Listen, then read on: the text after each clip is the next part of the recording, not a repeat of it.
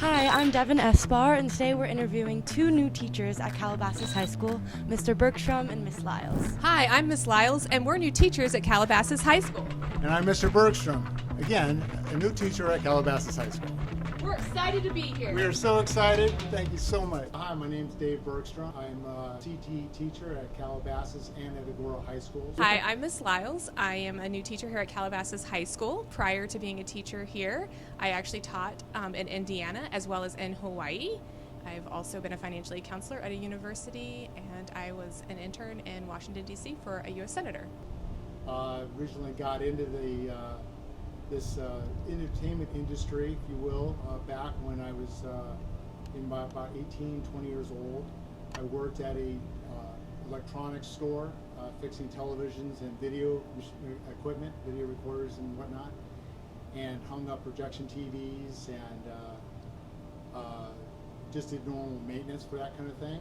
And then one night I got a call from a friend of mine from high school that worked at a little post-production facility called Ryder Sound Services in Hollywood, and he offered me a position to come in there and to be a post-production sound engineer.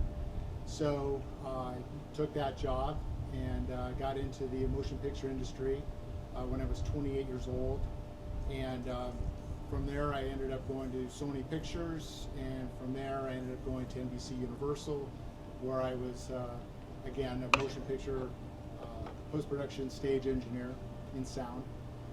And back in the pandemic in 2020, the company offered me an opportunity to retire, so it was an attractive package. I went ahead and took it and retired from the industry, and was enjoying myself, being somewhat retired. My wife is still working. She works in the district office with Dan Stepanowski, and so she didn't take quite to the fact that I was retired and she wasn't. So she asked me if maybe I should get into teaching. So I ended up going out and getting a CTE credential, Career Technical Education, is that what that stands for? And went ahead and got a job with the Calabasas High School and Agora High School. And now I am working with Mr. Lopez, which is an English teacher, and we have a broadcast design class that we are currently teaching in both schools. And Devin, if you want to go ahead and start asking the first question. Okay, Mr. Bergstrom, if you could live in any TV show world, what would it be? I'm really fascinated with animals. I have a fairly large piece of property in Calabasas, and it's zoned for horses. I don't have a horse, but I was thinking about getting one. I think that the answer to that question would be like, say, Yellowstone. And what did you want to be when you were younger? When I was younger, my sister married a Navy, I guess he would be a naval officer, went to Annapolis, and he was stationed to be on basically a ship, and one of his stays was an aircraft carrier. And I always thought that maybe being a fighter pilot, something like that, in an F-18 or whatever, would really be exciting. So that's what I wanted to do when I was a little kid. And what is your favorite song to sing in your car or around your house? When I was a younger little guy, I couldn't get enough of a song called Listen to the Music from the Doobie Brothers. So that's what I always was humming and singing to everybody in the car, when we were on trips, and then around the house as well. What was the last movie you watched, and what did you think of it? The last movie I watched was Top Gun Maverick, and mainly because from the original Top Gun, I used that film to do a lot of my setup in what it was, the television video projection and sound, like testing of the room, just the normal sound artifacts of the room. I would have that playing because it had the jet engines and whatnot. But this time around with the Maverick, it was mainly to suffice about just feeling good about America. What is your favorite historical political scandal? Well, the thing that's probably most, I guess, maybe we shoot that. I think that the thing that probably bothers me most about the political issues of today are the fact that the media seems to suppress a lot of the information that American public has the right to know. And it's not really a political side, being a Democrat or Republican. It's more an independent side of being in the middle and just seeing what's right. And what isn't right now is the fact that the media can be coerced into basically saying whatever their producers or the owners of the media stations tell them to say. And it's really unfair to the American public to not really understand and realize what is actually going on. If you won the lottery today, what would you do with your earnings? Well, I'm kind of a family-oriented person, so first and foremost, I would take care of my dad, make sure he was good. He's 95 years old, but still living on his own, still driving. So I would make sure that he was taken care of, and then of course I would take care of my two kids. Both my kids actually are graduates from the Las Vegas Unified School District system back in 2010 and 2012. And so I would take care of them. And then my daughter, which graduated in 2010, has 5 children, so I'm a grandfather of 5. So I would make sure that they were taken care of as well. If you could travel anywhere in the world, where would you go? Well, my heritage, my last name being Bergstrom, is a Swedish name. There was always some controversy in my family as far as were we either Swedish or we were Norwegian. And then later on found out that I was Swedish, so I would probably like to go back to Sweden and just check it out. Even though they have a lot of turmoil in the country right now, still would like to at least see the countryside, what I might be missing. What would you name your boat if you had one? Well, again, I thought about this, and because of the fact that I like horses, there is a constellation called Pegasus.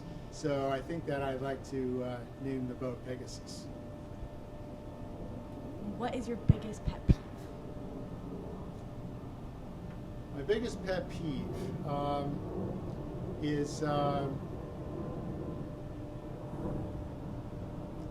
forgot my answer to that. No worries, take your time.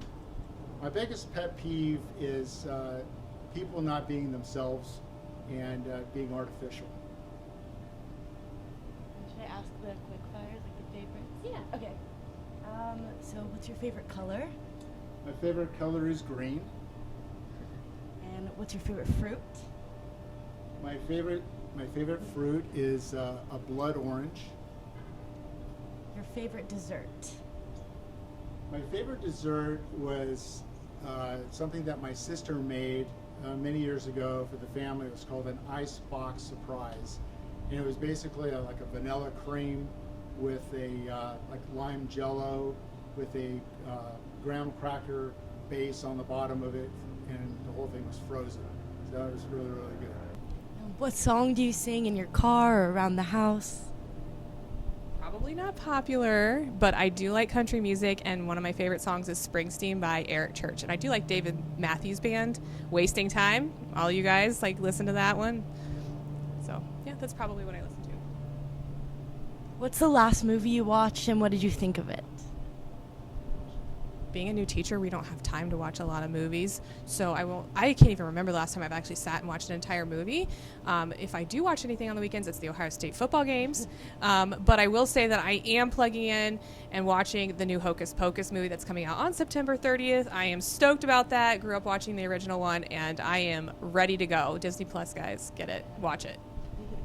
Completely agree. What is your favorite historical political scandal? Favorite historical, this is gonna make me old, right? I guess I don't know if it's my favorite, but what I remember is with the Bill Clinton trials. Like, I was in school when that happened, and that was like one of the biggest things that was on TV all the time. But that's what I remember the most. So I'll go with that, but I'm sure there's been other stuff that's happened, but that's what I remember. So we'll go with that one. If you won the lottery, what would you do with your earnings? I'd still be teaching at Calabasas High School. Come on now. I would probably actually take a vacation. I'd love to have a house in Europe and part of the year go and like live on the French Riviera or live in like Toledo, Spain. But I think I would still work because I would get bored and I would craft a lot, buy a lot of crafting supplies. It's like one of my hobbies. So that's probably what I do. If you could travel anywhere in the world, where would you go? I have some bucket list places. I want to go to Holland when the tulips are blooming, and I want to get a pair of wooden shoes. I also want to go to Australia and pet the little baby koalas. I think that would be really cool. I would like to go back to the Grand Caymans again. I like warm weather, but I'm open to kind of whatever. I'd also like to see the Great Wall of China. So there you go. What would you name your boat if you had one? If I had a boat, what would I name it? That's a really good question. I don't know. This is like on the spot. I'd have to like think about something like really creative. I don't know. I have no idea. What's your biggest pet peeve? What is my biggest laziness? I hate it when people are lazy. I shouldn't say hate on TV, should I? I don't like it when people are lazy. I like to see people giving effort and putting forth their best foot forward, I guess. So that's it. Now we're doing a quick fire round of favorites. What's your favorite color? Purple or orange? Favorite fruit? Grapes. Favorite dessert? Gluten-free chocolate chip cookies. What's your favorite animal? I like cats. What's your favorite hobby? Crafting. What do you like to craft? I make cards. I can do like t-shirts. What's your favorite restaurant? No, I like Olive Garden. I like Veggie Grill. Who's your favorite musical artist? I like Eric Church. Favorite animal? I have to say my favorite animal is my little dog, Bella. What's your favorite restaurant? Planet Sushi. Thank you for watching, Coyotes. Let us know what new teachers you want to see be interviewed.